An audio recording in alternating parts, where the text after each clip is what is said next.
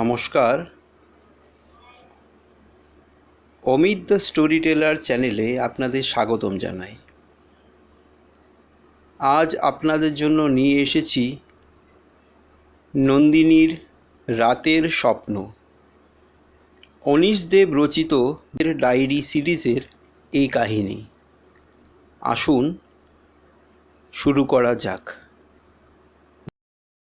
রাতের স্বপ্ন। প্রিয়নাথের বাড়ি রাজা নবকৃষ্ণ স্ট্রিটে। এ পাড়ার বেশিরভাগ বাড়ি বেশ পুরানো। কোনো কোনো বাড়ি পলেস্তারা খসে পড়া চেহারার, অথচ দুমহলা। কোনো বাড়ির দালানে রয়েছে গৃহদেবতার মন্দির, কোনো বাড়ির ভেতর থেকে ভেসে আসে উচ্চাঙ্গ সঙ্গীতের কলি। এ ধরনের পুরানো পাড়ায় যেমন রোয়াক কালচার রয়েছে, তেমনি আছে বৈঠকি আড্ডার আসর।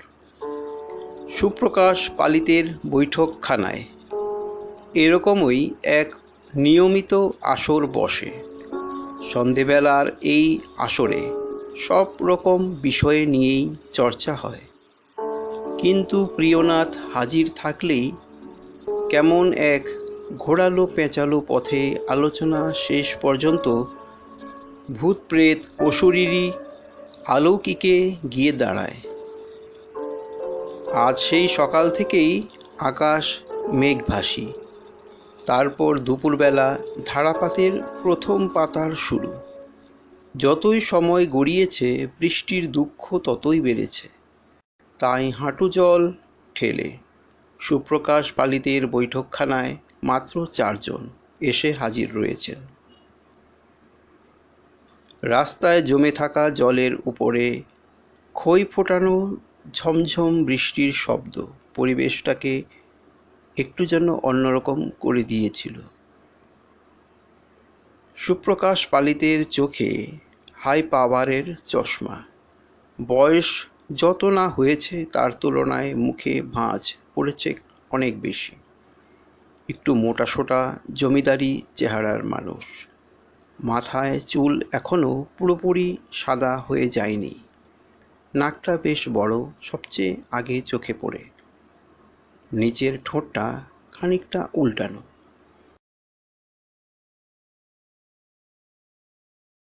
হঠাৎ সুপ্রকাশ পালিত মন্তব্য করলেন, ভূতনাথকে আজ সরাসরি একটা চ্যালেঞ্জ ছুড়ে দেব।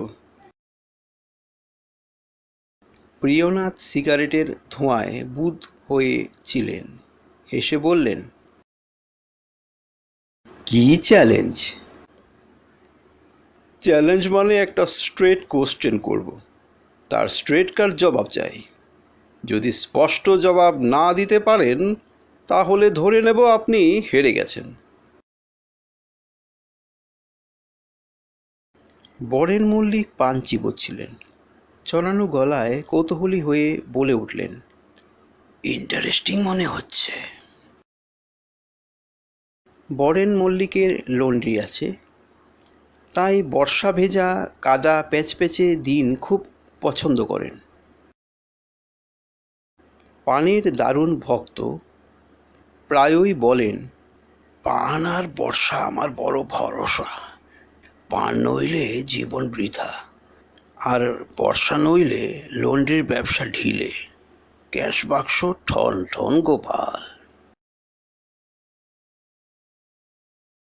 বিজন সরকার এ পাড়ার শান্তি কমিটির সেক্রেটারি। পাড়ার সকলের সঙ্গে যোগাযোগ রেখে চলেন। ছিপছিপে ফর্সা চেহারা, সবসময় হাসি খুশি মেজাজে থাকেন। বিজন সরকার হেসে বললেন, কি ব্যাপার সুপ্রকাশ দা, একবার খেপে গিয়ে চ্যালেঞ্জ ছুড়ে দিচ্ছেন?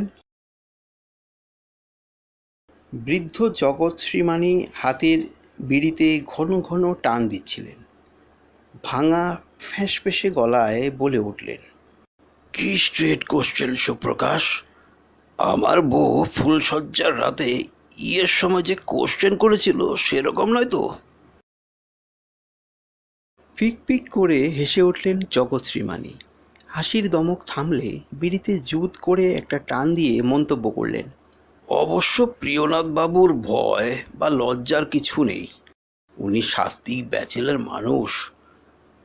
তোমার কোশ্চেন যদি নো বল বা হোয়াইট বল না হয় তাহলে উনি ঠিক স্ট্রেট ব্যাট খেলে দেবেন। জগৎ শ্রীমানির চেহারায় ছোটোখাটো যথেষ্ট বৃদ্ধ মানুষ, আদিরসের রসিকতার জন্য পাড়ায় বিখ্যাত অথবা কুখ্যাত, ঈশ্বরভক্ত মানুষ, অথচ মজা করে বলেন, ভগবান আমাকে টেনে নেনিক, কিন্তু আমার গোবেচারা বউটাকে নিয়ে কেন টানাটানি করছে বলুন তো? ভগবান সাহেবের কি বউ নেই? জগৎবাবুর স্ত্রী কয়েক বছর ধরে ক্যান্সারে ভুগছেন। ভদ্রমহিলা বলতে গেলে মরে গিয়েও বেঁচে রয়েছেন। প্রিয়নাথের হাতের সিগারেটে একটা জোরালো টান দিয়ে বললেন, করুন কোশ্চেন। ভূত আছে না নেই? গলা খাকারি দিয়ে গলা পরিষ্কার করে নিয়ে জানতে চাইলেন সুপ্রকাশ। প্রিয়নাথ হেসে বললেন, কি আর বলবো, ভূত আছে ভাবলে যাদের সুবিধা হয় তারা বলেন ভূত আছে, আর ভূত নেই ভাবলে যাদের সুবিধা হয় তারা বলেন ভূত টুত কিছু নেই। উত্তর শুনেই প্রতিবাদ করে উঠলেন সুপ্রকাশ পালিত, এ কেমন উত্তর হলো ভূতনাথ? এ তো এড়িয়ে যাওয়া জবাব হলো।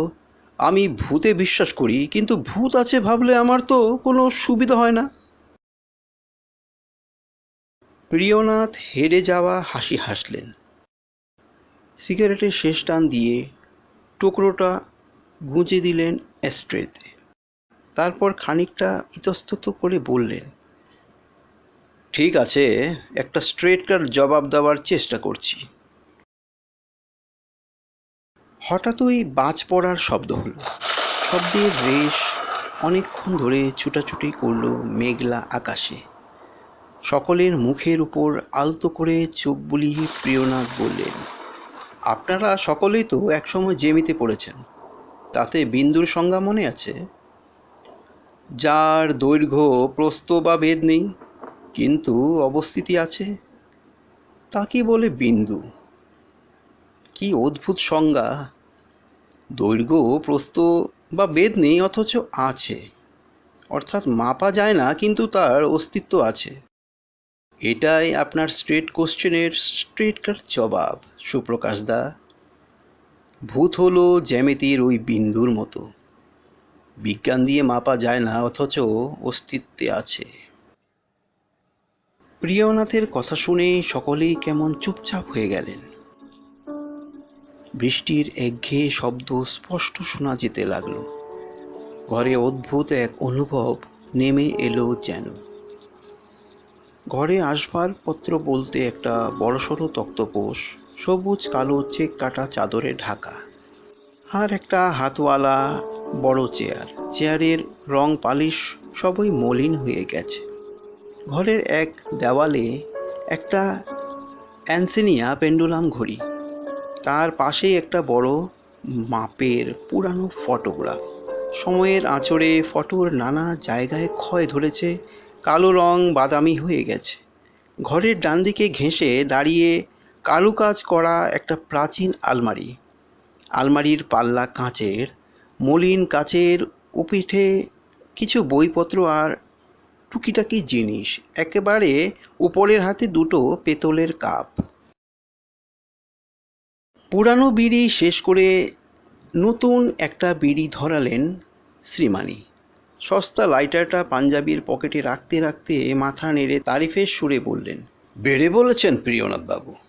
ভূত নেই অথচ আছে, কিংবা আছে অথচ নেই। বরেন মল্লিক পানের পিক ফেলতে দরজার কাছে উঠে গেলেন। ফিরে আসতে আসতে বললেন, এ বৃষ্টি আরো ঘণ্টাখানেক চলবে। তারপর তক্তপোষে গুছিয়ে বসে মন্তব্য করলেন, বোঝা গেল ভূত হচ্ছে বর্ডার লাইন কেস। বিজন সরকার মন দিয়ে সকলের কথা শুনছিলেন আর কিছু একটা বলার জন্য উৎখুশ করছিলেন। সামান্য ফাঁক পেতেই বেশ সিরিয়াস মুখে প্রিয়নাথকে প্রশ্ন করলেন, আচ্ছা প্রিয়নাথ বাবু, ভূত আর দুঃস্বপ্ন কি একই? প্রিয়নাথ ভুরু কুঁচকে বিজন সরকারের দিকে তাকালেন। আলো পড়ে তার টাকের একটা দিক চকচক করছিল। কেন এ কথা বলছেন কেন? প্রিয়নাথ জিজ্ঞেস করলেন। যেহেতু দুটো দেখে আমি ভয় পাই। আমি ভূতে বিশ্বাস করি না, কিন্তু প্রায়ই দুঃস্বপ্ন দেখে ভয় পাই। যদিও জানি ওগুলো স্বপ্ন, মিথ্যে না হলেও আমি ভয়ে কুলকুল করে ঘামতে থাকি। এটা কেন হয়? কারণ স্বপ্ন দেখার সময় আমরা স্বপ্নটাকে সত্যি বলে ভাবি। ওটা যে স্বপ্ন সেটা বুঝতে পারি ঘুম ভেঙে সচেতন হওয়ার পর। তখন বেশিরভাগ ক্ষেত্রেই স্বপ্নটা আমাদের মনে থাকে না। অনেক সময় টুকরো টুকরো মনে থাকে। গোটা স্বপ্নটা মনে রাখতে পারে এমন মানুষ খুবই কম। সিগমুন্ড ফ্রয়েড তাঁর দেখা একটি স্বপ্ন ৩৭ বছর পরেও স্পষ্ট মনে রাখতে পেরেছিলেন। এটা খুবই রেয়ার ক্যাপাসিটি। এর ব্যাখ্যা কেউ কখনো দিতে পারেননি। তাছাড়া স্বপ্ন যে আমরা ভুলে যাই তার ব্যাখ্যাও বেশ জটিল।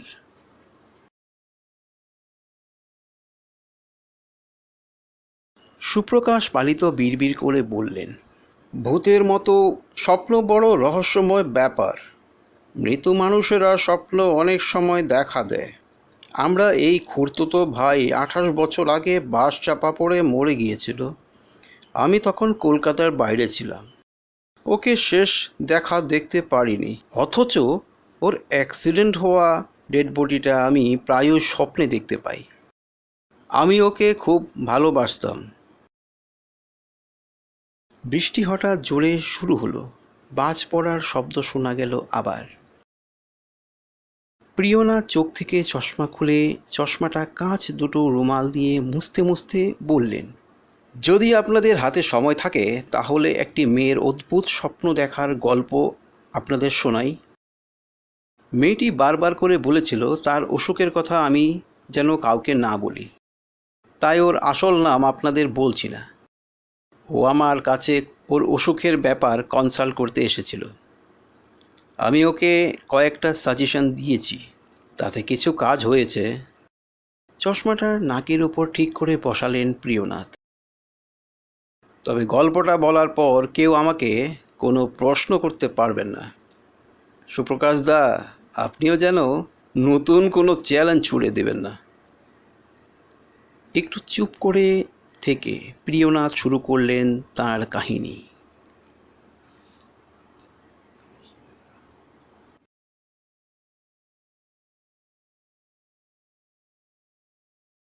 ধরা যাক মেয়েটির নাম নন্দিনী। ঘরের তেরছা আলোয় নন্দিনীর মুখে ভয়ের ছাপ বেশ স্পষ্ট উঠেছিল। ও অসহায় চড়ুই পাখির চোখে ডক্টর মল্লিকের চোখে তাকিয়ে রইলেন। অনেক আশা নিয়ে ও ডক্টর মল্লিকের চেম্বারে এসেছে। মনের চিকিৎসার ব্যাপারে ওর খুব নাম। অফিসের এক কলিগের কাছে নন্দিনী ডক্টর সুনয়ন মল্লিকের খোঁজ পেয়েছে। ডক্টর মল্লিকের কপালে অসংখ্য ভাঁজ। ভাঁজের সংখ্যা কখনো কমছে কখনো বাড়ছে। গদি আটা রিভলভিং চেয়ারে হেলান দিয়ে চোখ ছোট করে তিনি ২৭-২৮-এর সুন্দরী মেয়েটির দিকে তাকালেন। একটু ছোট্ট হুম শব্দ করে ভারী গলায় বললেন, রক্তের দাগ? আপনি শিওর? নন্দিনী আমতা আমতা করে বলল, আমার তো সেরকমই মনে হয়েছে। আপনি হয়তো দেখলে বলতে পারবেন। ডক্টর মল্লিক সোজা হয়ে বসলেন। তারপর পেশাদারি সুরে বললেন, এইভাবে বললে ব্যাপারটা কিন্তু আমার কাছে ঠিক ক্লিয়ার হচ্ছে না। কেমন যেন এলোমেলো খাপছাড়া শোনাচ্ছে। আপনি বরং একটু গুছিয়ে বলুন। নন্দিনী চেয়ারে একটু জড়সড় হয়ে বসল। তাঁতের শাড়ির আঁচলটা ডান কাঁধের উপর দিয়ে টেনে ঠিকঠাক করে নিতে চাইল। তারপর বার কয়েক ঢোক গিলে মিষ্টি গলায় বলল, ঠিক আছে, প্রথম থেকে গুছিয়ে বলার চেষ্টা করছি। নন্দিনী প্রায় প্রত্যেক রাতে একটা ভয়ের স্বপ্ন দেখে। স্বপ্নটা সত্যি সত্যি ভয়ের কিনা ও জানে না, তবে স্বপ্নটা দেখে ও ভীষণ ভয় পেয়ে যায়। একই ভয়ের স্বপ্ন রোজ দেখতে দেখতে ভয়ের মাত্রা ক্রমশ কমে আসা উচিত, কিন্তু ওর বেলায় সেটা হয়নি, বরং উল্টে ওর ভয় বেড়ে গেছে। ডাক্তারবাবু, প্রায় 1 বছর ধরে আমি একটা স্বপ্ন দেখি, একই স্বপ্ন, কিন্তু ওটা দেখলেই আমি ভয়ে পাথর হয়ে যাই। ডক্টর মল্লিক লাইটার জেলে একটা সিগারেট ধরালেন, তারপর ঠাট্টার মেজাজে বললেন, আপনার মুখ চোখ দেখছি শুকিয়ে গেছে। স্বপ্নটা আমাকে বলতে গেল কি আপনার ভয় করবে নাকি? নিন, চটপট শুরু করুন।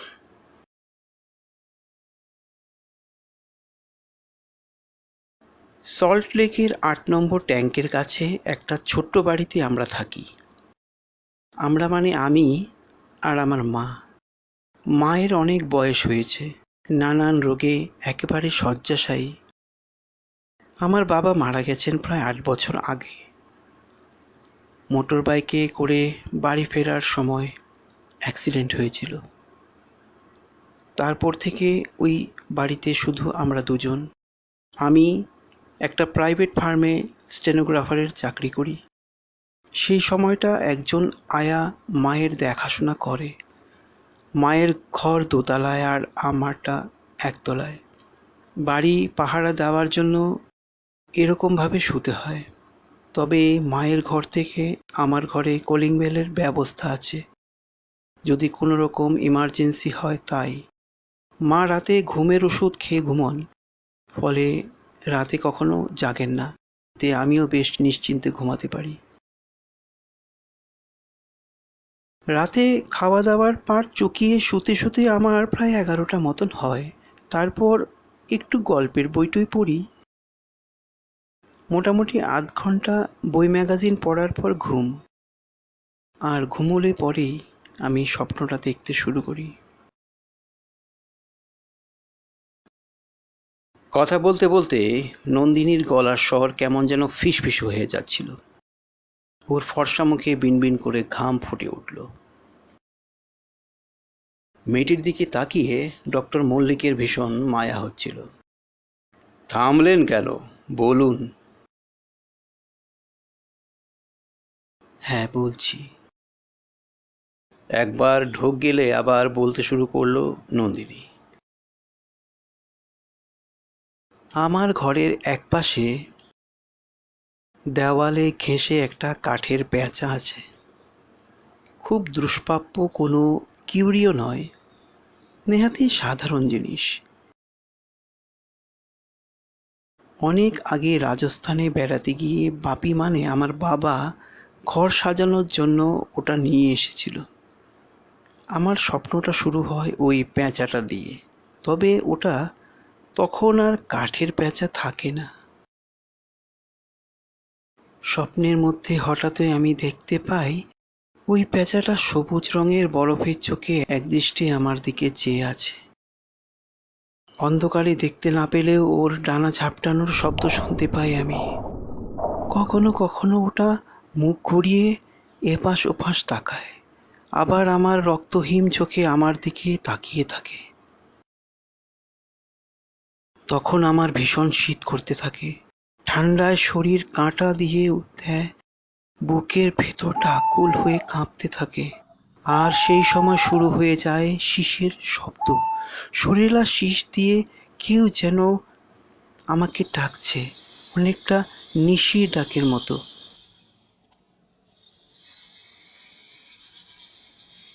আমার বিছানার মাথার দিকে একটা জানালা আছে, তবে 12 মাসই ওটা আমি বন্ধ করে শুই। কিন্তু স্বপ্নের ভেতর আমি স্পষ্ট দেখতে পাই ওটা কে যেন খুলে দিয়েছে, আর খোলা জানালা দিয়ে হিম বাতাস কুলকুল করে ঢুকে পড়ছে ঘরে। ঠিক সেই মুহূর্তে আমার মনে হলো আমার খাটের নিচে কেউ যেন লুকিয়ে রয়েছে। বিছানায় শুয়ে শুয়েই অলৌকিক এক ক্ষমতায় ব্যাপারটা আমি টের পেলাম। আর একই সঙ্গে একটা দুর্গন্ধের ঢেউ আমার নাকে এসে ঝাপটা মারল। আমি একেবারে তলিয়ে গেলাম। আমার ঘ্রাণ নেওয়ার ক্ষমতা পলকে অসাড় হয়ে গেল। বিছানা থেকে না নেমে আমি বিছানার চারপাশটা দেখতে পেলাম। নন্দিনী দম নেওয়ার জন্য একটু থামল। খসখসে গলায় বলল, একটু জল দেবেন?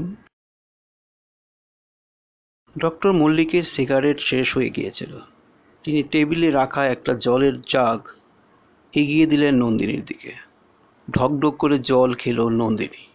কয়েকটা বড় বড় শ্বাস নিল। তারপর আবার শুরু করলো ওর স্বপ্নের গল্প। দেখলাম আমার বিছানার চাদরটা নাটকের ড্রপ সিনের মতো মেঝের দিকে অনেকটা ঝুলে রয়েছে। আর কোনো এক অলৌকিক হাওয়ায় চাদরটা কেঁপে কেঁপে উঠছে। চাদরের পেছনে কিছু একটা নড়ছিল। এও বুঝতে পারছিলাম দুর্গন্ধের দমকা ঢেউটা বিছানার নিচ থেকে বেরিয়ে আসছে। তাহলে কি দুর্গন্ধ ছড়ানো কোনো প্রাণী ওখানে লুকিয়ে থেকে আমাকে ভয় দেখাতে চাইছে? তখনই দেখলাম চাদরের গায়ের রক্তের দাগ। বিছানায় শুয়ে শুয়ে আমি সব কিছু দেখতে পাচ্ছিলাম, টের পাচ্ছিলাম, আর ভয়ে সিঁটিয়ে কাঠ হয়ে যাচ্ছিলাম।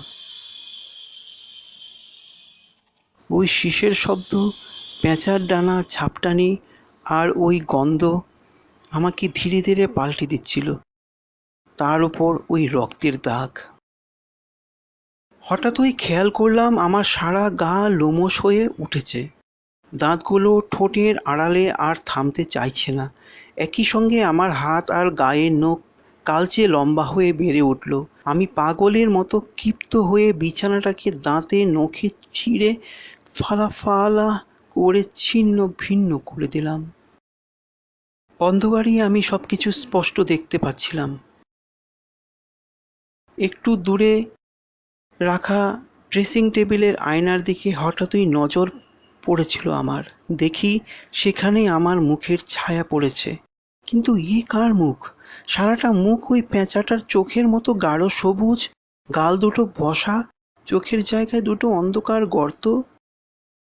ঠিক তখনই একটা হিংস্র গর্জন শুনতে পাচ্ছিলাম আমি। তারপর আর ভালো করে কিছু মনে নেই। স্বপ্ন শেষ করে নন্দিনী থামল। ছোট রুমাল মুখে বুলিয়ে ঘাম মুছে নিতে চাইল। ডক্টর মল্লিক কিছুক্ষণ কি যেন ভাবলেন, তারপর মাথায় আলতো করে হাত চালিয়ে প্রশ্ন করলেন, স্বপ্নটা দেখে আপনার খুব ভয় করেছে নিশ্চয়ই? নন্দিনী শুকনো গলায় বলল, হ্যাঁ।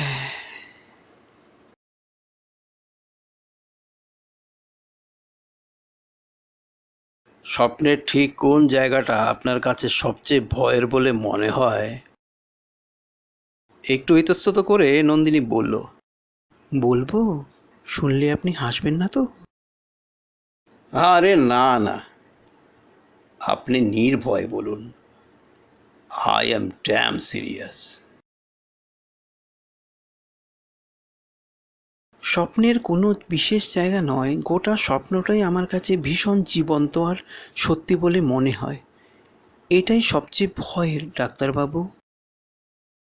ডক্টর মল্লিক হঠাৎই হো হো করে হেসে উঠলেন।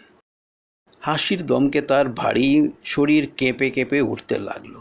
কিছুক্ষণ পর নিজেকে সামলে নিয়ে তিনি বললেন, মিস রয়, আপনার ভয়ের কোনো কারণ নেই।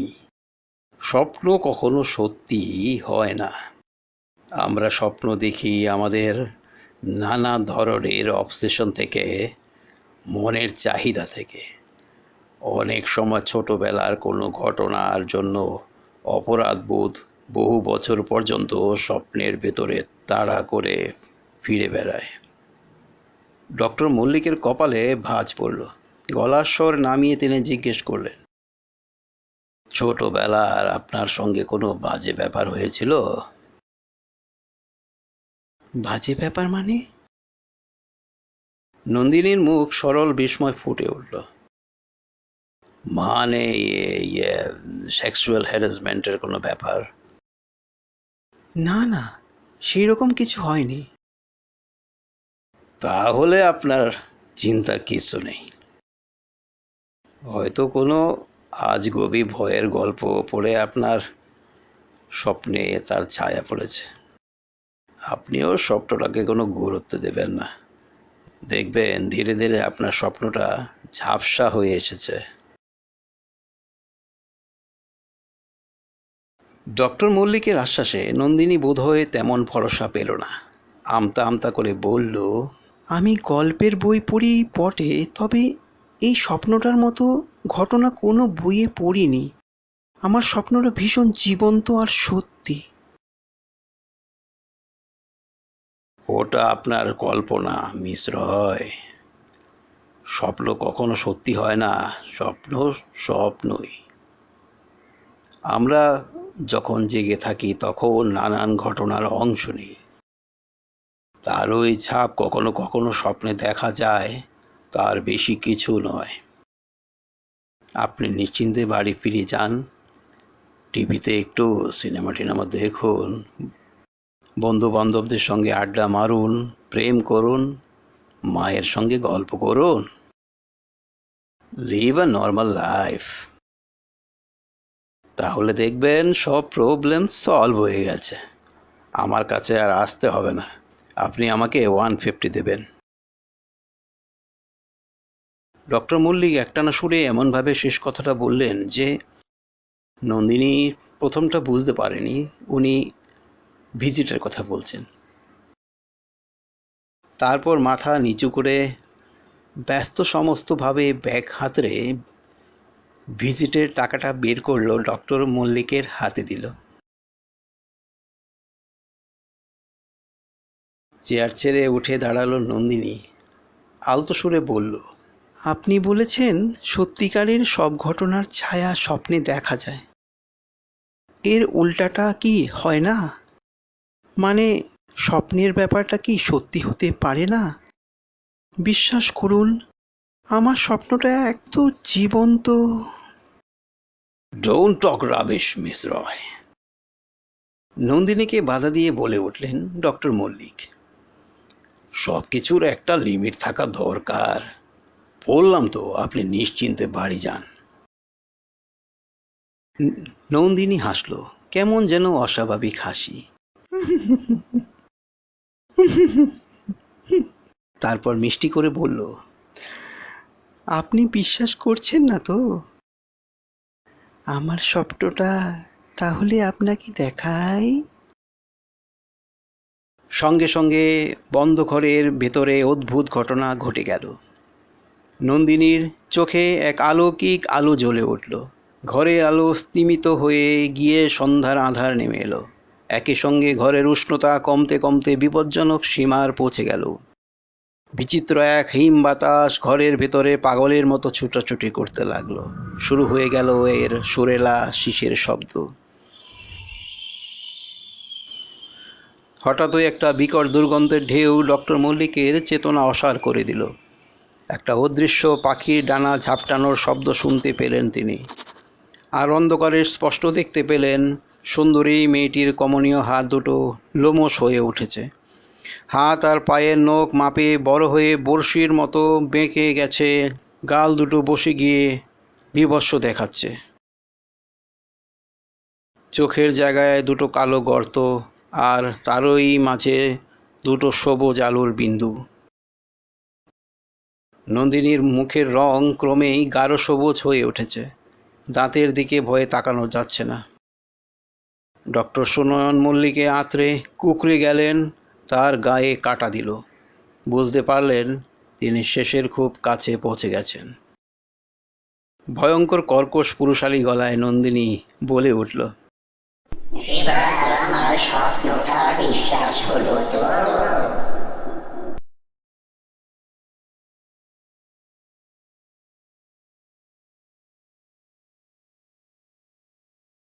অনীশ দেব রচিত ভূতনাথের ডায়েরি সিরিজের নন্দিনীর রাতের স্বপ্ন গল্পটি এখানেই সমাপ্ত হলো। আপনাদের যদি ভালো লেগেছে তাহলে একটি লাইক করবেন এবং অমিত দ্য স্টোরি টেলার চ্যানেলটিকে অবশ্যই সাবস্ক্রাইব করবেন। নমস্কার।